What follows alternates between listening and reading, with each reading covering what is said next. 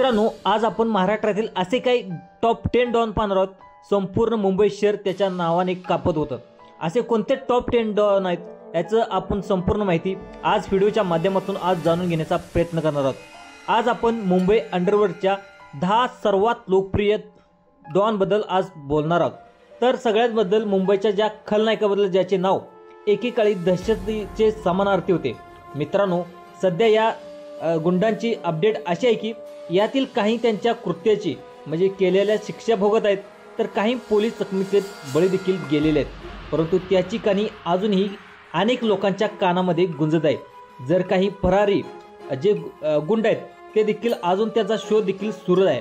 सतत पाहायला गेलं तर सगळ्यात 10व्या नंबरला आपल्याला पाहायला गेलं तर 10 नंबरला येतो तो म्हणजे रवी पुजारी. रवी पुजारी यांचा जन्म बेंगळूर कर्नाटक येथे झालेला आहे. याचा इतिहास पाहायला गेला तर हा भयानक अंडरवर्ल्ड डॉन अत्यंत शक्तिशाली होता. त्याच्या डोक्यावर पाहायला गेलं तर खुनाचा प्रयत्न, अपहरण असे आरोप असून त्याच्यावर सुमारे 200 गुन्हेगार म्हणजे 200 गुन्हे त्याच्या नावावरती आहेत आणि त्याच्या तुरुंगात देखील आहेत.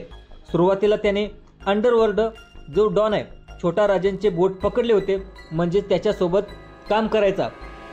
पण त्याच्यासोबत आयुष्यात असे वळण लागले जेव्हा मुंबई बॉम्बस्फोटानंतर छोटा राजनने इब्राहिमपासून दुरावले.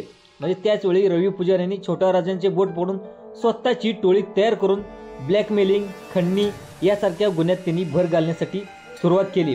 दुसरं पाहायला गेलं तर जे बॉलिवूड आहेत तर बॉलिवूड स्टारकडून देखील त्यांनी खंडणी मागितली. या संबंधित अनेक गुन्हे देखील त्याच्यावरती झालेले आहेत. आपण 9 नंबरचा माहिती घेणार आहे तो म्हणजे गुंड आहे तो म्हणजे टायगर मेमन. खरोखरच खूप अतिशय खतरनाक डॉन होता. मित्रांनो, हा तोच टायगर मेमन आहे ज्याने 93च्या मुंबई बॉम्बस्फोटात महत्त्वाची भूमिका बजावली होती. CBI, इंटरपोल सारख्या गुप्तचर संस्था अनेक वर्षापासून जगभरात त्याचा शोध देखील घेत आहेत. इतके प्रयत्न करूनही टायगर मेमनच्या या निवडीशिवाय गुप्तचर यंत्रणा काहीच मिळालेलं नाही. तुम्हाला सुद्धा माहीतच असेल 2015मध्ये आठवत असेल जेव्हा त्याचा भाऊ याकूब मेमन मुंबईत त्याच्या देखील मुख्य आरोपी होता. जेव्हा त्याला फाशीची शिक्षा सुनावण्यात आली तेव्हा त्याने शपथ घेतली की या प्रकरणाचा तपास करणाऱ्या पोलीस अधिकाऱ्याला त्यांनी स्वतः धमकी देखील दिलेली होती. मित्रांच्या या गुप्तचर संस्थेवर विश्वास ठेवल्यास तो आपल्या भावाच्या मृत्यूचा बदला घेईल. तर टायगर मेमन सध्या पाकिस्तानामधील कराचीमध्ये सीमेपलीकडे राहत आहे अशी देखील विश्वसनीय सूत्राची माहिती आहे. त्याच्या डोक्यावर ख्रिश्चनचा म्हणजे पाकिस्तानचा हात असल्याचं देखील या ठिकाणी बोललं जात आहे. त्यामुळे तो पाकिस्तान आणि दुबईत कसलीही चिंता न करता तो फिरत असतो. आता तो भारतीय पोलिसांच्या हाती लागणार का हे देखील पाहणं अतिशय महत्त्वाचं आहे. आता अतिशय भयंकर डॉन अंडरवर्ल्ड डॉन आहे. तसं पाहायला गेलं तर दुसरा पाहायला गेलं तर छोटा राजांचा जन्म 1965मध्ये झाला. हा देखील अतिशय मोठा डॉन आहे. तर चेंबूरमध्ये मुंबई येथे झाला. तो उडी मारताना त्याच्या पायाला पळताना लागलेलं देखील होतं. तर वयाच्या अवघ्या 10व्या वर्षी त्यांनी चित्रपटाचे तिकीट ब्लॅकने विकायला सुरुवात केली होती. त्याने देखील छोटा राजांच्या हाताखाली गुन्ह्याची सुरुवात केली होती. एके दिवशी बडा राजांचा मृत्यू झाला आणि हे त्याचं नशीब ते बडा राजांच्या मोरका बनला. आणि हा तो काळ होता जेव्हा छोटा राजन अत्यंत खतरनाक अंडरवर्ल्ड डॉन दाऊद इब्राहिम यांच्या संपर्कात आला आणि ज्याच्या छायेत त्याने खून, तस्करी, फिल्म, फायनान्स यासारख्या गुन्ह्यामध्ये त्यांनी प्रभुत्व मिळवले आणि बरेच गुन्हे केले. आणि तसं पाहायला गेलं तर त्याचे जे मित्र आहे त्याची रानादाची देखील साथ मिळाल्याने त्याच्या गुन्हेगाराची उड्डाणे आणखी वाढली. तसं पाहायला गेलं तर दाऊद इब्राहिम सोबत त्यांनी 93मध्ये फक्त भारतातच नाही तर संपूर्ण जगामध्ये कायदेशीर समस्या निर्माण केल्या होत्या आणि बॉम्बस्फोटाने ते घशातून खाली देखील उतरवले नाही. तर या बॉम्बस्फोटाने दाऊद इब्राहिम आणि छोटा राजन यांच्यातील नातेसंबंधावर शिक्का मारत झाले. शेवटी हा भयंकर डॉन दाऊद इब्राहिमपासून दूर गेला आणि त्याला फाशीची शिक्षा देखील देण्यात आली आणि तो त्या गटाचा मोस्ट वॉन्टेड डॉन होता. आता आपण 7व्या क्रमांकाचं पाहायला गेलं तर दुसरा डॉन आहे तो म्हणजे वरदराजन मुदियालार. मित्रांनो, हा देखील डॉन अतिशय खतरनाक डॉन होता. त्यांच्या काळातील सर्वाधिक धोकादायक डॉन होता. ज्याची त्रुटी पाहायला गेलं तर मद्रास ते मुंबईपर्यंत त्याची राहिलेली होती.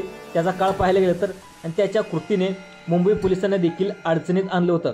तर या खतरनाक डॉनचा जन्म 1926मध्ये पाहायला गेलं तर मद्रासमध्ये झाला होता आणि त्यांनी मद्रास प्रेसिडेन्सीमध्ये देखील झाला होता. तर 1960 ते 1980पर्यंत जो हा डॉन आहे हाजी मस्तान आणि करीमलाल यांच्यासारख्या खतरनाक जे डॉन आहेत त्याच्यामध्ये देखील त्याच्या टोळीमध्ये सामील होता. तर छोटा राजन असेल छोटा राजाने देखील आणि वर्धा राजन यांनी देखील मैत्री बनवली होती आणि वर्धा राजन चेन्नईत छोटी मोठी नोकरी करून कंटाळ आला होता, कारण तो मुंबईत आला, तो कमी काळात जास्त पैसे कमवू शकला. तर मुंबईत आल्यानंतर त्याने चांगले पैसे कमवण्याच्या नादामध्ये खूप प्रयत्न केला, पण मुंबईमध्ये त्याच्या दुर्दैवाने त्याला चांगले पैसे मिळू शकले नाहीत. पण त्याने त्याच्या मुंबईच्या बीटीसी स्टेशनवर त्याची फसवणूक सुरू झाली. येथून त्याच्या नशिबाने कलाटणी घेतली आणि त्याला एका दारू तस्कराची भेट झाली. मग काय त्याला पंख मिळाल्यासारखे झाले आणि त्याने दारूची तस्करी करायला सुरुवात केली आणि गुन्हेगारी जगाला तो मुकुट नसलेला बादशाह बनला आणि लोक त्याला 6 नंबरचा अबू सलीम त्याचे मित्र देखील म्हणू लागले. हिरोस्वाडीच्या निरागस चेहऱ्याने फसू नका. हा बघितलं गेला तर हा चॉकलेट चेहरा अंडरवर्ल्डमधील सगळ्यात भयानक डॉन तो म्हणजे अबू सलीम. तर सलीमचा जन्म 1968 मध्ये आजमगडमध्ये झाला. तसं बोलायचं झालं तर तो मध्यमवर्गीय कुटुंबातला होता, परंतु गुन्हेगारीच्या जगात प्रवेश केल्यानंतर ते गुन्हेगारीच्या अंधाऱ्या दुनियेचा एक कृष्ण तारा बनला.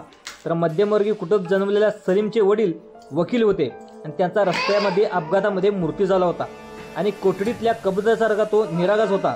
पण लहानपणीच त्याच्या वडिलाच्या निधनामुळे त्याचे जीवन विस्कळीत झाले आणि एका युटर्नमध्ये कुटुंबावर जबाबदारीचा भार पडला होता आणि त्याच्या खांद्यावर हा तो भार आलेला होता. कुटुंबाचा उदरनिर्वाह करण्यासाठी त्याने मेकॅनिकल याची एक नोकरी देखील पकडली. त्या दरम्यान अबू सलीमने देखील इंटरमिजिएटचे शिक्षण पूर्ण केले आणि घरातून दिल्लीला पळून गेला. त्यानंतर तो घरी परतलाच नाही. तर दिल्लीत इकडे तिकडे भटकल्यानंतर त्याने काही काळ टॅक्सी देखील चालवली, पण त्यालाही ती आवडली नाही. मग तो मुंबईला गेला. तिथे त्याने छोट्या मोठ्या नोकऱ्या करायला सुरुवात केली. मग तो स्थावर मालमत्ता दलाल बनला. हे करत असताना त्याची गुन्हेगारी लोकांच्या संपर्कात आला. त्यामुळेच तो आता गुन्हेगाराच्या ह्याच्या कार्यक्रमामध्ये आला आणि गुन्हेगारांमध्ये इतकी प्रगती कोणी केली नाही. तो अंडरवर्ल्ड डॉन दाऊद इब्राहिमच्या संपर्कात आला आणि त्याचा जवळ येऊन देखील अबू सलीम हा दाऊद इब्राहिमचा उजवा हात मानला जात होता.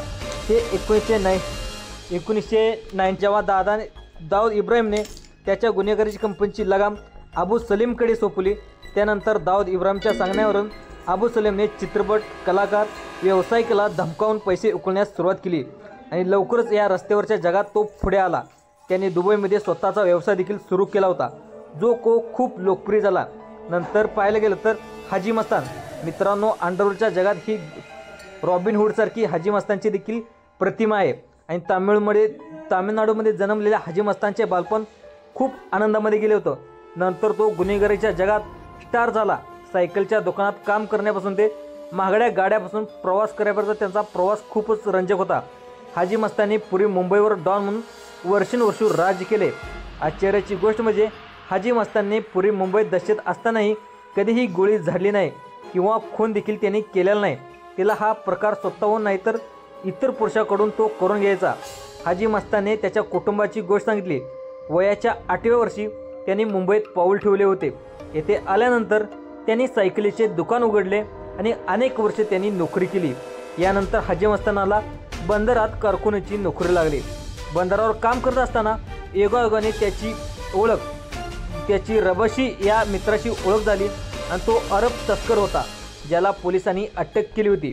पण पकडण्यापूर्वी त्यांनी हाजी मस्तान जी मुलगी आहे ती मुलगी त्यांनी दत्तक घेतली होती आणि एके दिवशी तो तुरुंगातून सुटला आणि थेट हाजी मस्तानकडे गेला आणि हाजी मस्तानने त्याची काळजी घेतली आणि काळजी घेतल्यानंतर हाजी मस्तानने त्याला बॉक्स परत केला आणि पाहायला गेलं तर अरब हाजी मस्तानने ती पेटी कधीच उघडली नव्हती.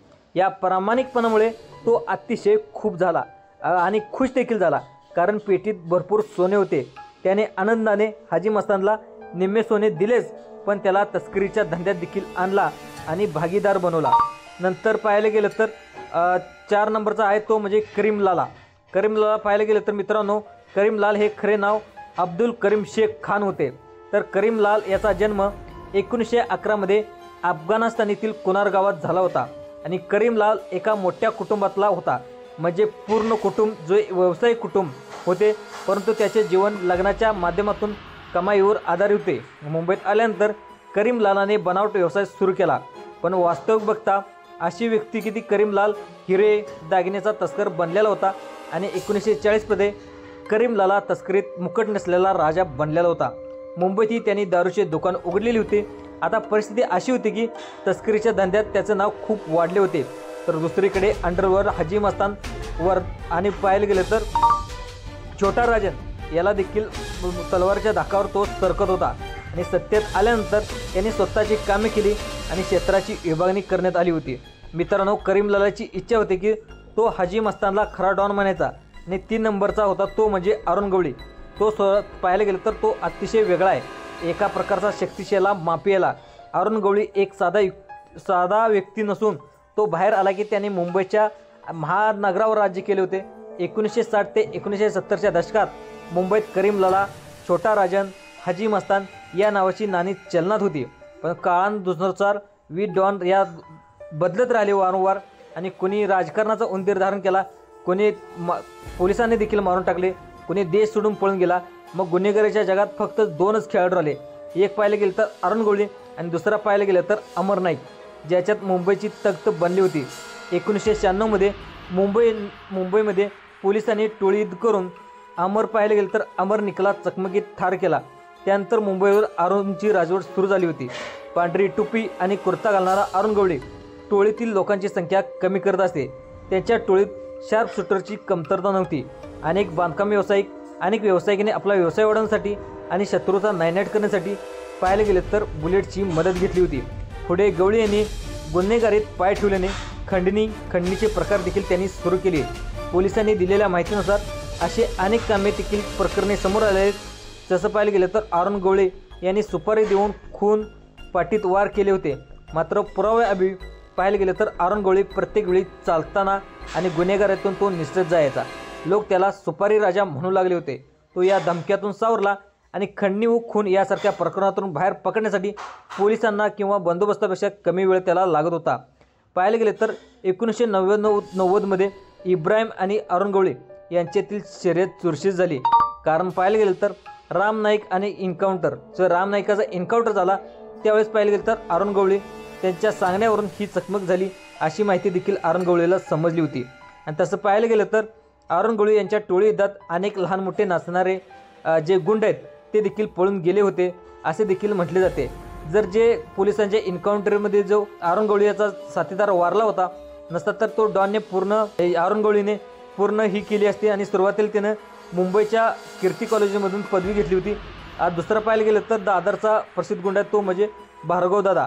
आसऱ्याला आल्यानंतर त्याने मन्या पाहायला गेलं तर मन्या सोबत त्याला 1978 मध्ये एका व्यक्तीचा खून केला होता आणि त्याला जन्मठेपेची शिक्षा देखील झाली होती। आणि शिक्षेदरम्यान त्यांनी सुभाष भाटकर नावाच्या गुंडाचा डोंगर कारागृहामध्ये खून केला होता आणि कारागृहामधील बिघडलेले वातावरण पाहून जेलरने त्याला रत्नागिरी कारागृहामध्ये हलवली होती आणि तेथील प्रकृती अस्वस्थतेचे कारण देत त्याने रुग्णालयामध्ये दाखल केले आणि 14 नोव्हेंबर 1919 रोजी तो पोलिसांना चकवा देऊन पळून गेला।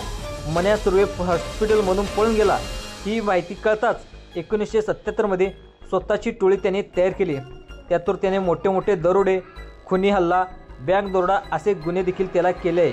तुम्हाला तर माहितीच आहे की एके दिवशी पोलिसांच्या खबऱ्याकडून खबर मिळाली आणि मन्या सुर्वे तिच्या मैत्रिणीला भेटायला वडाळ्याला येत आहे।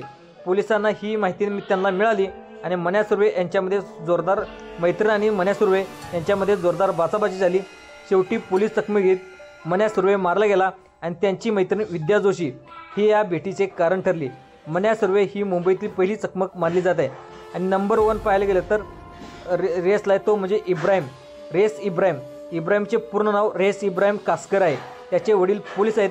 कॉन्स्टेबल डी लहानपणापासून गनगोर येथे होत्या ज्याचा परिणाम त्याच्या तरुणपणावर गेला।